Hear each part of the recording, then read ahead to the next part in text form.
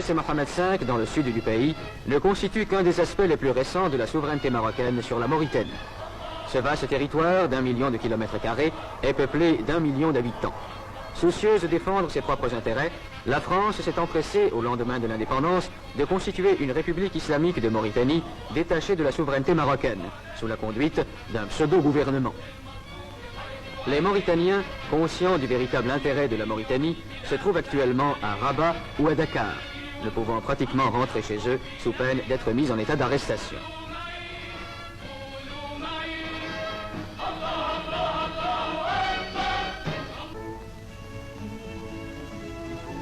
Le gouvernement leur a confié des postes importants. M. Fall Ould Omer, émir du Trarza, a été nommé ministre d'État.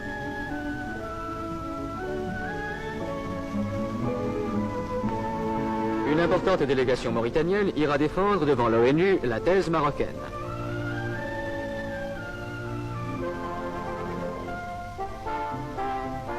Des missions d'amitié et de bonne volonté vont partir pour l'étranger afin d'entretenir les gouvernements des différents pays du problème mauritanien. M. Alal El-Fassi, président du parti de l'Istiklal, parcourra l'Asie. La délégation, présidée par M. Abdelkebir El-Fassi, ambassadeur du Maroc en Allemagne fédérale, visitera tous les pays d'Afrique équatoriale et occidentale. M. Balafrège, ancien président du Conseil, se rendra en Europe. M. Abdelkhalek Torres, ministre de la Justice, se rendra en Amérique du Sud et en Amérique centrale.